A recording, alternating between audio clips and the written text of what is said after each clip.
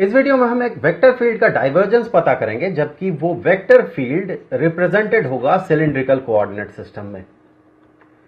तो देखिए, हमें जैसे कि पता है कि डाइवर्जेंस एक वेक्टर फील्ड का होता है डेल ऑपरेटर डॉटेड विथ वो वेक्टर फील्ड।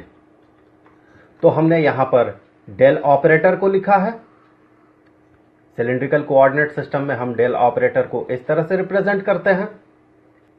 अगर आप डिटेल्स में जानना चाहते हैं कि इस तरह से हम क्यों रिप्रेजेंट करते हैं और इसका इंट्यूशन ग्रो करना चाहते हैं, तो एक वीडियो का लिंक मैं डिस्क्रिप्शन में डाल रहा हूं और उसे मैं यहां पर सजेस्टेड वीडियोस या रेकमेंडेड वीडियोस जो भी कहें वहां पर मैं इसे डाल रहा हूं, आप इसे देख सकते हैं। और हमने वेक्टर फील्ड ए को सिलिंड्रिकल कोऑर्डिनेट सिस्टम में लिखा कुछ इस तरह से। हम अब तक इस कोऑर्डिनेट को आर से रिप्रेजेंट कर रहे थे। ये कौन सा कोऑर्डिनेट है? ये है किसी पॉइंट का जेड एक्सिस से परपेंडिकुलर डिस्टेंस। चूंकि आपको बहुत जगह पे आर के जगह रो मिलेगा, तो इस चीज के साथ यूज टू होने के लिए इस बार हमने आर के जगह यूज किया है रो। तो ये रो कैप यूनिट वेक्टर है रो के डायरेक्शन में। जहां पर हमने आर यूज किया था वहीं पर अब हम रो यूज कर रहे हैं। यहां नोट करने वाली बात यह है कि जब हम यूनिट वेक्टर रो कैप का पार्शियल डेरिवेटिव पता करते हैं विथ रेस्पेक्ट टू फाई, जो कि एजिमुथल एंगल होता है, तो यह बराबर होता है फाई कैप के। उसी तरह से अगर हम फाई कैप को फाई के रेस्पेक्ट में पार्शियली डिफरेंशिएट करते हैं तो हमें मिलता है नेगेटिव रो कैप। तो यह ध्यान रखने वाली बात है। और इन्हीं के कारण ये जो डाइवर्जेंस हम पता करेंगे ये इतना आसान नहीं होगा जितना कि रेक्टेंगुलर कार्टेशियन कोऑर्डिनेट सिस्टम में हुआ करता था। वहां पर हम डायरेक्टली कहते थे ये टर्म डॉटेड विथ इस तरह का टर्म, अगर यहां पर रो कैप और फाई कैप के जगह मान ले आई कैप और जे कैप होता, तब अगर ये यूनिट वेक्टर्स आई कैप और जे कैप होते तो हम सीधा कहते कि इनका जो डॉट प्रोडक्ट होगा वो जीरो होगा। लेकिन इस तरह के केसेस में हम ऐसे ही देख के नहीं बता सकते हैं, हमें इसे इवैल्यूएट करना होगा। क्योंकि देखिए ये जो टर्म है ये जीरो नहीं बन रहा है, इसीलिए हमें थोड़ा ध्यान रखना होगा, हमें थोड़ा ज्यादा कंप्यूट करना होगा। तो इसे हम कंप्यूट कैसे करेंगे? देखिए, डॉट प्रोडक्ट हमें हर एक का पता करना है। तो इस टर्म का और इस टर्म का पहला डॉट प्रोडक्ट पता करेंगे, फिर उस टर्म के साथ इसका डॉट प्रोडक्ट, फिर उसके साथ इसका डॉट प्रोडक्ट। उसी तरह से फिर इस टर्म के साथ इसका डॉट प्रोडक्ट, फिर इसका डॉट प्रोडक्ट, फिर इसका डॉट प्रोडक्ट। इस तरह से हमें आगे बढ़ते रहना है। तो एक एग्जांपल कंसीडर कर लेते हैं। मान ले ये टर्म और ये टर्म, इन दोनों का अगर हम डॉट प्रोडक्ट पता करते हैं तो हमें क्या मिलेगा? देखिए कि अगर ये टर्म होता rho cap into partial derivative with respect to rho of किसका? इस टर्म का। तो ए कंपोनेंट किसका? रो कंपोनेंट ए का इंटू रो कैप, ये टर्म हम इवैल्यूएट करेंगे। तो देखिए ये किसके बराबर होगा? ये बराबर होगा रो कैप इंटू, इस तरह के केसेस में हम क्या करते हैं, ये देखिए एक प्रोडक्ट है, ये चूंकि एक प्रोडक्ट है तो सबसे पहले इसे कांस्टेंट मानेंगे हम। तो इसे कांस्टेंट मान के इसका डेरिवेटिव इस टर्म का इसके रेस्पेक्ट में, रो के रेस्पेक्ट में, तो ए का rho component into partial derivative of rho cap with respect to rho, plus अब इसे कांस्टेंट मानेंगे हम और इस टर्म का डेरिवेटिव पता करेंगे, पार्शियल डेरिवेटिव रो के रेस्पेक्ट में। So partial derivative with respect to rho of A का रो कंपोनेंट। अब देखिए जब हम इसे इवैल्यूएट करेंगे तो यहां पर देखिए ये टर्म क्या होगा, ये टर्म है क्या? तो मैं एक बार ड्रॉ कर लेता हूं सिलिंड्रिकल कोऑर्डिनेट सिस्टम में एक पॉइंट कंसीडर करते हुए। तो मान ले कि एक पॉइंट है ये, जो कि रिप्रेजेंटेड है सिलिंड्रिकल कोऑर्डिनेट सिस्टम में। सो यहां से हम एक्स वाई प्लेन में एक परपेंडिकुलर ड्रॉ करेंगे कुछ इस तरह से। तो मैं यहां लिख लूं कि ये y एक्सिस है, ये x एक्सिस है और ये z एक्सिस है। फिर हमें क्या करना होगा? इस पॉइंट से ओरिजिन को मिलाना होगा। तो यहां पर ये जो एंगल बनेगा, ये एंगल होगा फाई, एजिमुथल एंगल, और ये जो डिस्टेंस होगा ओरिजिन से इस पॉइंट का डिस्टेंस, जो कि है ओरिजिनल जो पॉइंट है, जिस पॉइंट के बारे में हम बात कर रहे हैं, उसका एक्स वाई प्लेन पे प्रोजेक्शन उस पॉइंट तक अगर हम ओरिजिन से मिलाते हैं तो जो डिस्टेंस होता है इसे हम रो से इंडिकेट कर रहे हैं। आप यहां से भी देख सकते हैं इस पॉइंट का जो परपेंडिकुलर डिस्टेंस होगा जेड एक्सिस के साथ, उसे हम रो कहते हैं, और जेड होगा इस पॉइंट से, इस प्रोजेक्टेड पॉइंट से जो रियल पॉइंट है वहां तक का डिस्टेंस, तो ये हो गया जेड। तो यूनिट वेक्टर्स जो होते हैं, यूनिट वेक्टर जेड जो होगा या के कैप जो होगा वो इस डायरेक्शन में होगा, और इसका जो मैग्नीट्यूड होगा ये होगा 1। रो हैट जो है या रो कैप जो है वो रो के डायरेक्शन में ही होगा, कुछ इस डायरेक्शन में, तो ये होगा रो कैप। और इससे पहले हमने जो यूनिट वेक्टर ड्रॉ किया वो था के कैप। और ये जो फाई कैप होगा ये थोड़ा स्पेशल है क्योंकि ये एंगल का डायरेक्शन है, तो इस पॉइंट से अगर हम राइट हैंड रूल फॉलो करें, चूंकि हम इस एंगल को कंसीडर करते हैं पॉजिटिव एक्स एक्सिस से काउंटर क्लॉकवाइज डायरेक्शन में, ऊपर से देखें तो इस डायरेक्शन में, तो यहां पर ये जो यूनिट वेक्टर होगा फाई कैप वो इस डायरेक्शन में होगा। ये तीनों एक दूसरे के साथ परपेंडिकुलर होंगे। अब देखिए यहां पर ये रो कैप का partial derivative with respect to rho, इसका मतलब रो कैप रो के रेस्पेक्ट में किस रेट से चेंज हो रहा है। रो को अगर हम थोड़ा बहुत बढ़ाएं तो क्या रो कैप चेंज होगा?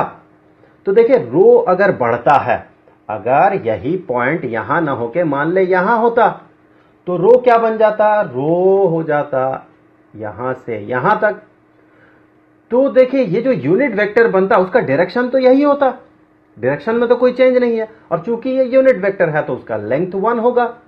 इसका मतलब कि यूनिट वेक्टर जो था वही रहेगा, यूनिट वेक्टर इतना ही लंबा रहेगा और यूनिट वेक्टर का डायरेक्शन वही रहेगा। तो यूनिट वेक्टर रो कैप रो के रेस्पेक्ट में चेंज नहीं होता है, तो हम मान सकते हैं ये जो टर्म है ये जीरो हो जाएगा। तो ये जीरो हो जाएगा तो ये पूरा का पूरा टर्म जीरो हो जाएगा। अब हम आगे इसे और इसे मल्टीप्लाई करेंगे, तो देखिए रो कैप डॉट रो कैप, तो ये तो बन जाएगा 1, तो बचा हुआ रहेगा यहां पर पार्शियल डेरिवेटिव ऑफ ए का rho component with respect to रो। उसी तरह से एक और एग्जांपल कंसीडर कर लेते हैं। दूसरा एग्जांपल, मान ले कि हम इस टर्म को और इस टर्म को डॉटेड कर रहे हैं, अर्थात इन दोनों का डॉट प्रोडक्ट पता कर रहे हैं। तो देखिए हमें करना क्या है, phi cap into 1 over rho into partial derivative with respect to phi of किसका? इस टर्म का, ए का phi component into phi cap. यहां से देखिए ये क्या बनेगा, इससे आगे फाई कैप इंटू 1 ओवर रो।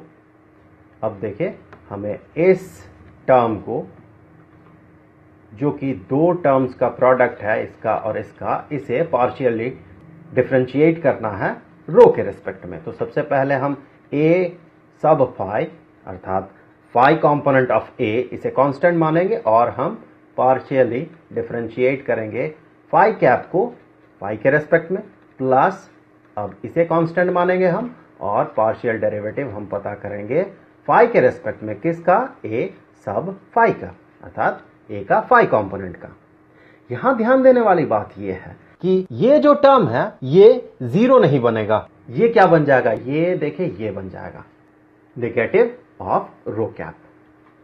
तो इससे आगे बढ़ते हुए हम कह सकते हैं कि ये बराबर होगा phi cap into 1 over rho into A sub phi into negative of rho cap plus phi cap into partial derivative with respect to phi of A का फाई कंपोनेंट। अब देखिए जब हम मल्टीप्लाई करेंगे इसे और इसे, फिर हम मल्टीप्लाई करेंगे इस टर्म को इस टर्म के साथ, तो जो मल्टीप्लिकेशन यहां पर होगा ये डॉट मल्टीप्लिकेशन होगा, क्योंकि हम पता कर रहे हैं डॉट प्रोडक्ट। तो देखिए जब डॉट प्रोडक्ट हम पता करेंगे इस टर्म का और इस टर्म का, जब डॉट प्रोडक्ट होगा, ये दोनों यूनिट वेक्टर्स है, ये है फाई कैप यूनिट वेक्टर, ये यूनिट वेक्टर, और ये है रो कैप यूनिट वेक्टर, ये यूनिट वेक्टर। इन दोनों के बीच का एंगल देखें, ये 90 डिग्री का है। इसका मतलब जब इन दोनों को हम डॉट मल्टीप्लाई करेंगे तो हमें मिलेगा 0।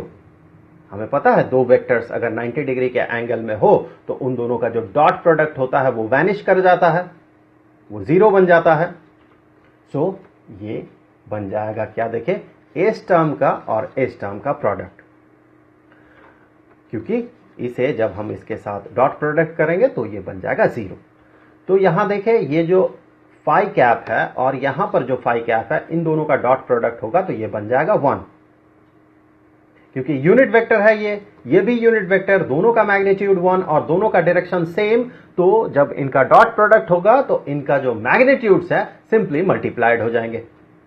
तो 1 into 1 is equal to 1। तो ये तो बन गया 1, तो ये क्या बन जाएगा, ये बन जाएगा 1 over rho into partial derivative of A sub phi, अर्थात phi component of A with respect to phi.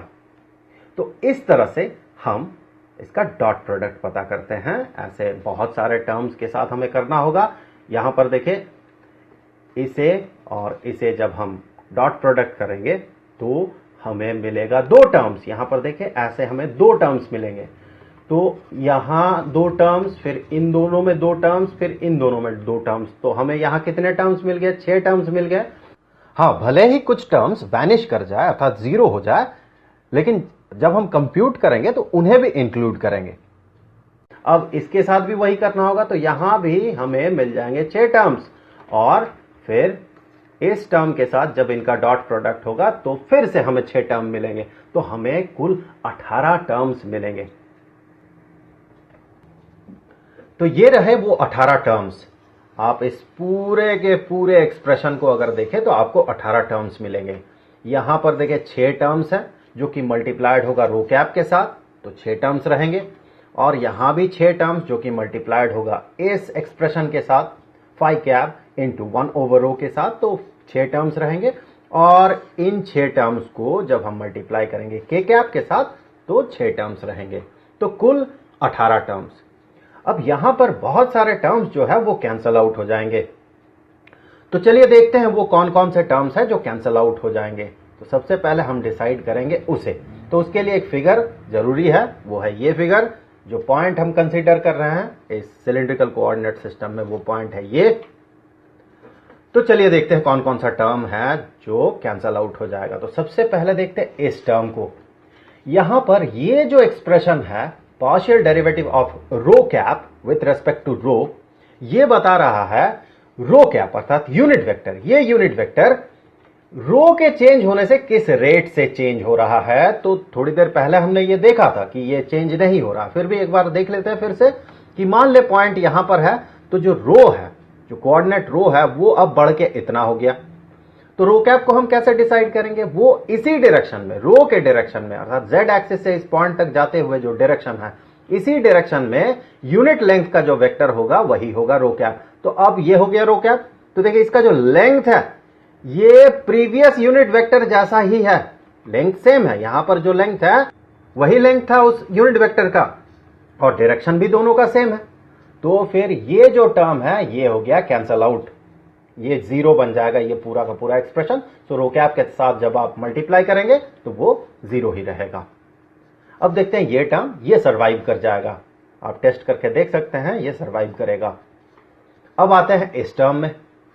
ये है, इस एक्सप्रेशन को अगर आप देखें तो आप पाएंगे ये है phi cap with respect to rho, अर्थात फाई कैप रो के रेस्पेक्ट में किस रेट से चेंज हो रहा है वो।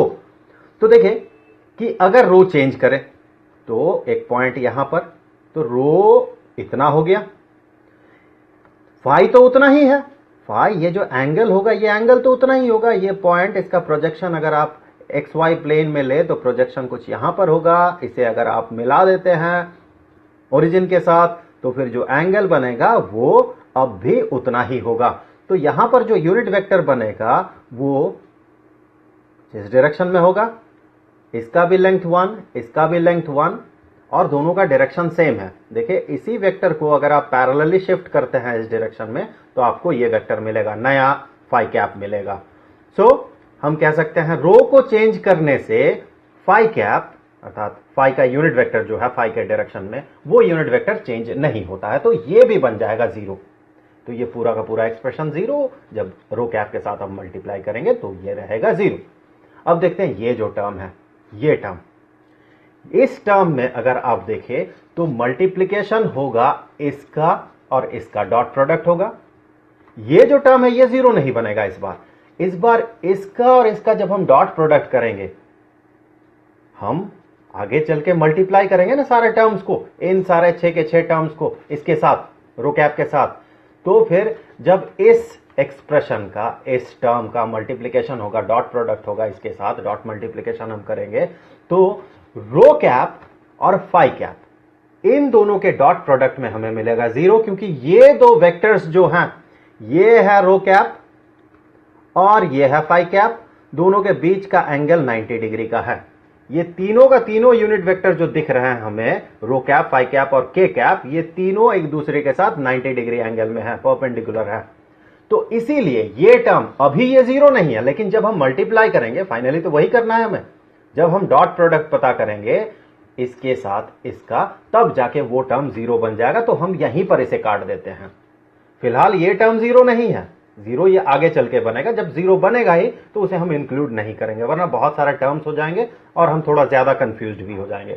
सो ये आगे चल के जीरो बनेगा, तो उसे मैंने यहीं पर काट दिया। अब देखते हैं ये इसका और इसका डॉट प्रोडक्ट में क्या होगा, उससे पहले देखते हैं ये जो एक्सप्रेशन है ये क्या बोल रहा है। ये बता रहा है partial derivative of k cap, unit vector के कैप विद रेस्पेक्ट टू रो। तो रो चेंज करेगा तो क्या के कैप चेंज होगा?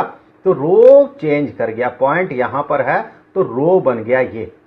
तो के कैप जो होगा, के कैप तो वर्टिकल डायरेक्शन में ही होगा और इसका जो लेंथ है ये यूनिट लेंथ का होगा। तो ये भी यूनिट वेक्टर है तो इसका भी लेंथ 1, इसका भी लेंथ यूनिट, दोनों का डायरेक्शन देखे सेम है। इसका मतलब के कैप रो के चेंज होने से चेंज नहीं हो रहा, तो ये भी जीरो बन गया।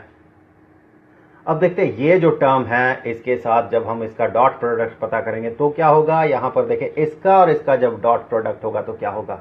दोनों यूनिट वेक्टर्स है, दोनों के बीच का एंगल जो है 90 डिग्री का है। तो जब हम मल्टीप्लाई करेंगे, डॉट मल्टीप्लाई करेंगे, तब जाके ये जीरो होगा। ये अब जीरो नहीं है, ये आगे चल के जीरो होगा। तो यही हम इसे काट देते हैं।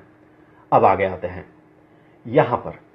अब देखिए ये जो टर्म है, ये टर्म, ये क्या बनेगा। ये है रो कैप का partial derivative with respect to phi.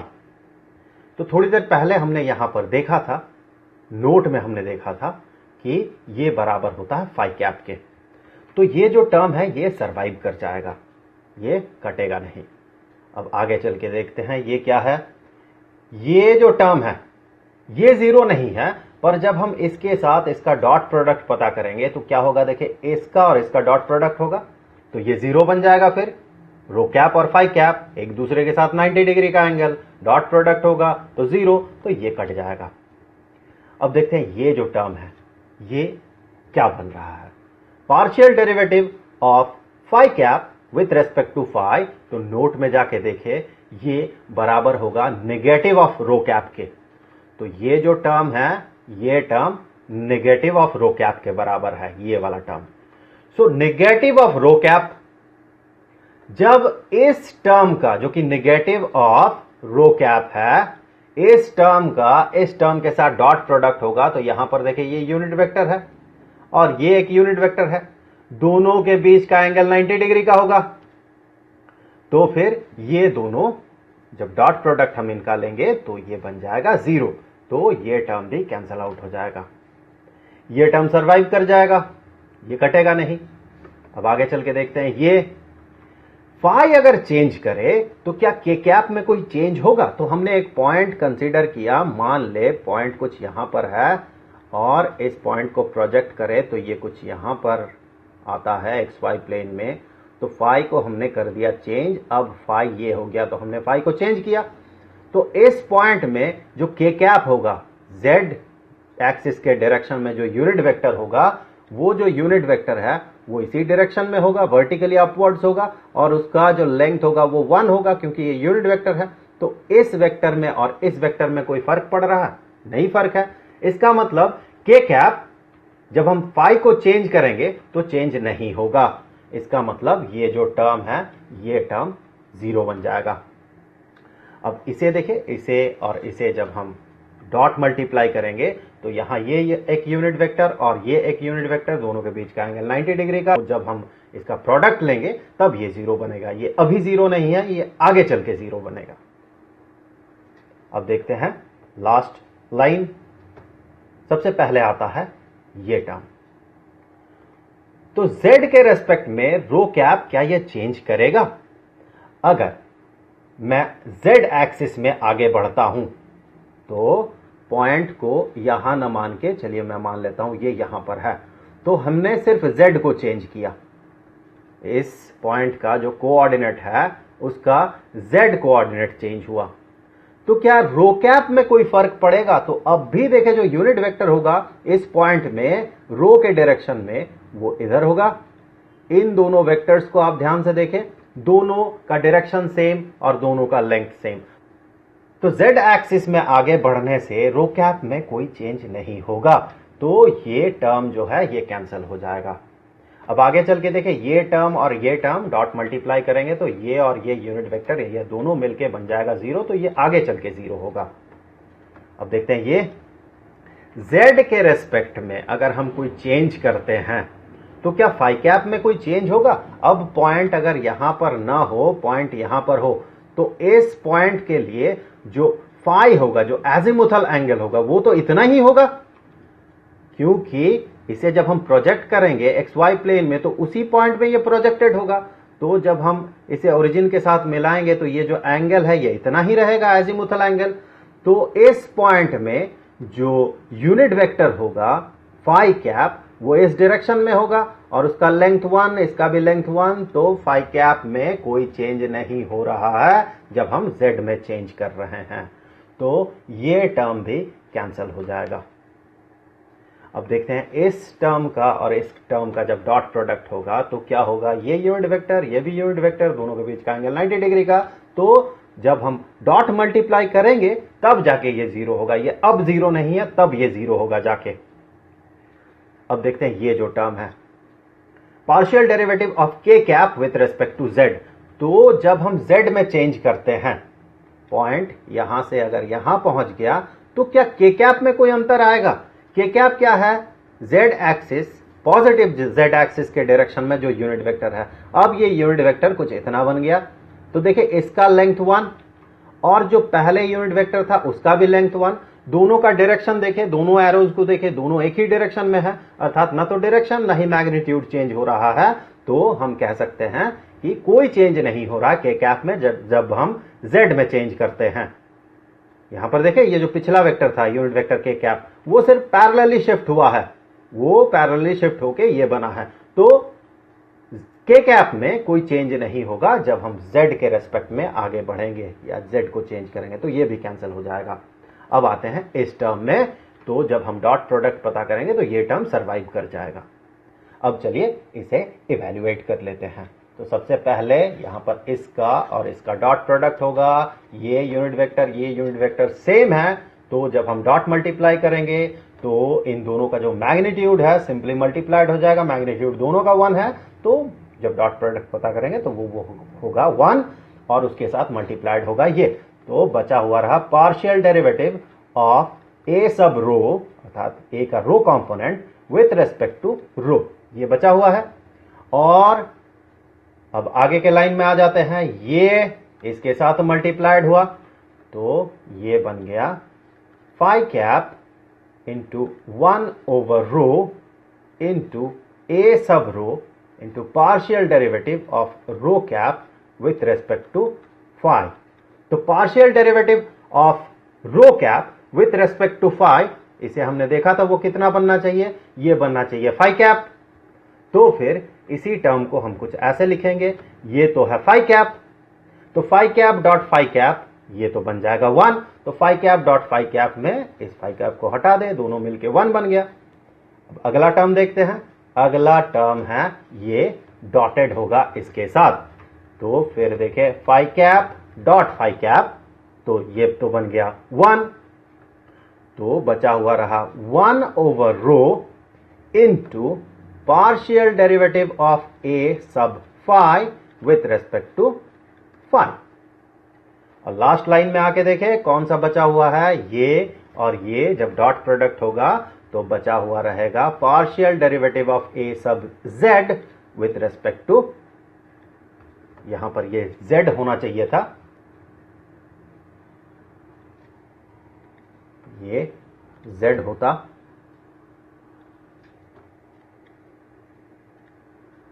So with respect to z।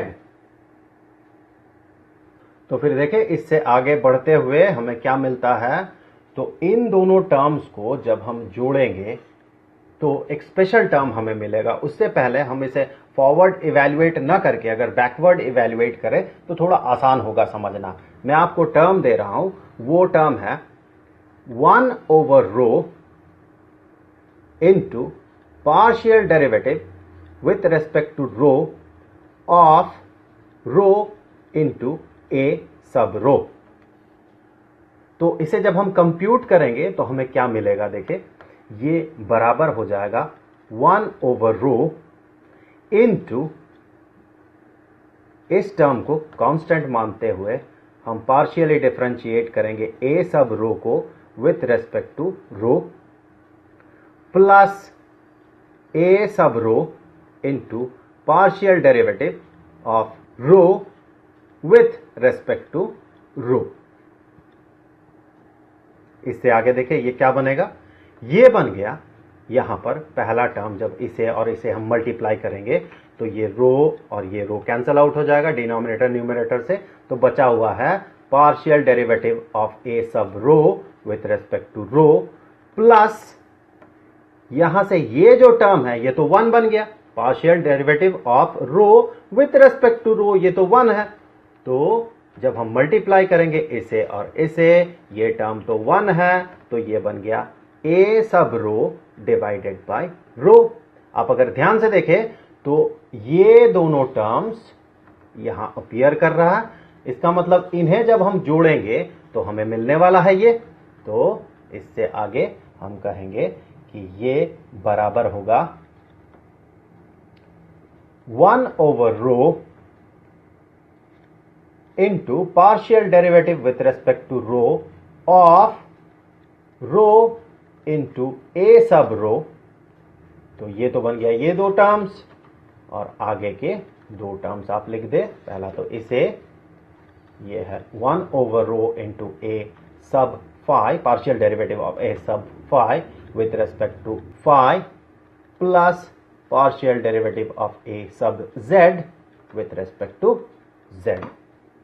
तो ये हो गया final expression cylindrical coordinate system में जब हम किसी एक वेक्टर फील्ड का डाइवर्जेंस पता करते हैं वो।